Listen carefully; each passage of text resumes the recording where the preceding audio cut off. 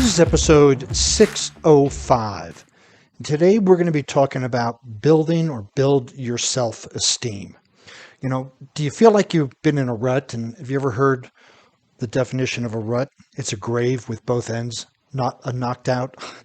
So are you feeling like you're in kind of a rut, like stuck someplace? Do you feel like nothing is worth engaging with, or there's nothing entertaining, kind of bored, and you're just kind of sitting around doing nothing? If so, then you need to start to challenge yourself. Challenges are awesome to help you step up your motivation, your inspiration, your mental, physical, emotional, and spiritual part of yourself by participating in a challenge, whether you create the challenge or someone else does for you. Because when you take on a challenge, you're forced to grow, right? When we talk about a challenge, it should be something that's outside of your comfort zone. And when it's outside your comfort zone, you have to grow your comfort zone to include that challenge.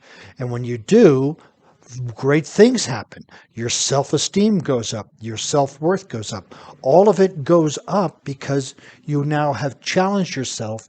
You have succeeded regardless of the results. The success is coming in the effort, not the result.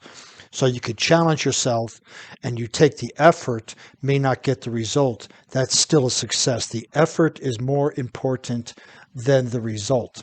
And when we take the effort, we then can look at ourselves and go, hey, I can do this. I can do this. And we know that we're going to be okay. So our self-esteem goes up. Because a lot of times when our self-esteem is low, we don't like to do things because we don't feel good about ourselves.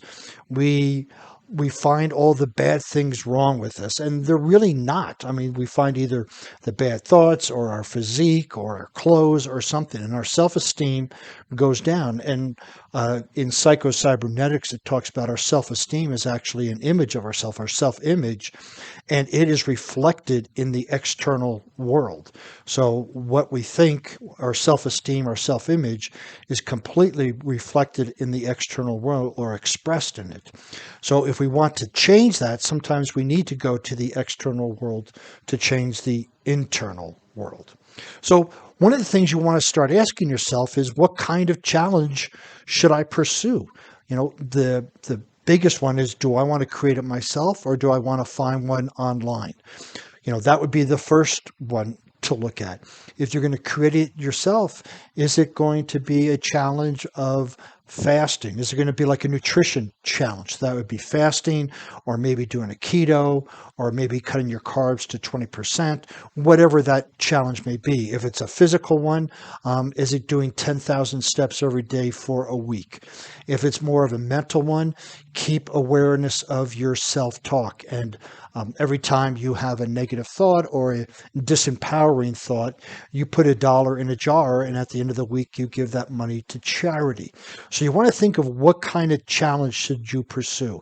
I would offer, if I was coaching you directly, is that what is the one thing that if you changed right now would have the biggest impact on your life?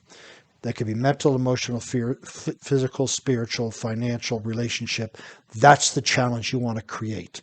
And if you if you don't know what to create, then go look. Relationship, 6-day challenge. Fitness, 5-day challenge. Whatever that might be, but look at your life. What is the one area that's causing you the most consternation, the most issues, and what part of that, if you could resolve it immediately today, would have the biggest impact? That's where you want to focus your challenge. Then, once you get your challenge established, you want to practice setting goals and holding yourself accountable. And again, the goals aren't as important as the effort in trying to reach them. So the accountability isn't necessarily hitting the goal. The accountability is, did you take regular daily action towards it? A simple method I use, let's just say you had a wellness or a fitness goal and you wanted to work out 5 days this week and watch your nutrition, maybe cut your calories by 300. Well, on the calendar, you would make, when the day is complete, if you did your workout, you would make a diagonal calendar one way, or a diagonal line on your calendar one way. And then if you adhere to your nutrition, you make a diagonal line the other way.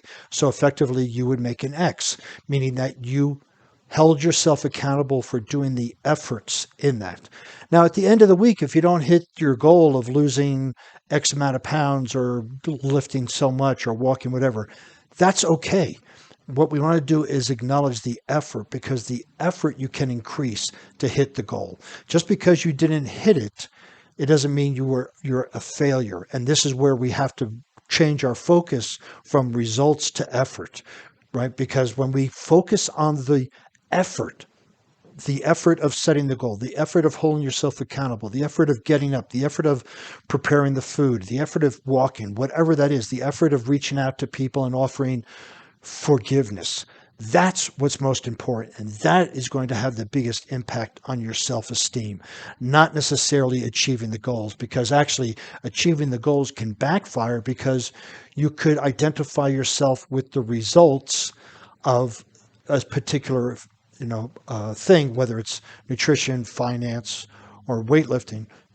And when you associate yourself with the result and you don't get the result, your self-esteem will crash, because, oh, I used to lift this much and now I can't. Well, did you put in the same amount of effort? Yes, that's all that matters, right? So we want to make sure that holding yourself accountable is not holding yourself, making sure you hit the goal. That is important. That's the motivation. That's the light, our lighthouse that we want to go after. But holding yourself accountable is making sure you put in the effort and 100% of it.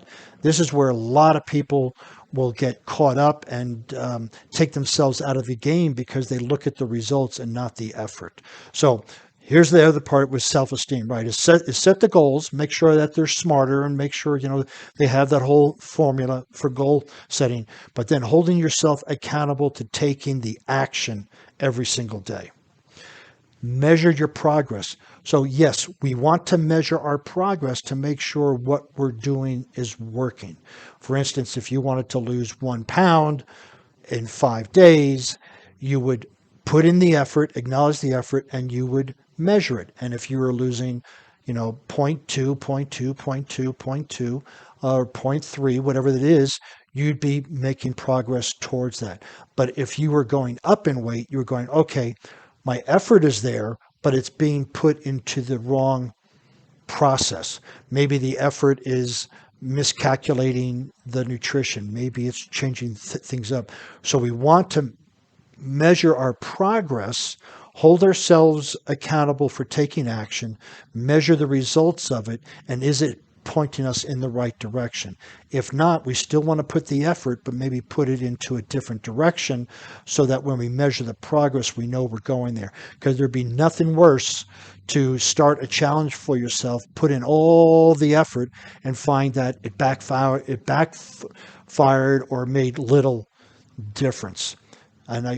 So we want to make sure that we measure that progress based on holding ourselves accountable for taking action. And then power of numbers. That is, the more people you can involve in your challenge, the more support, the more help, the more successful you're going to feel.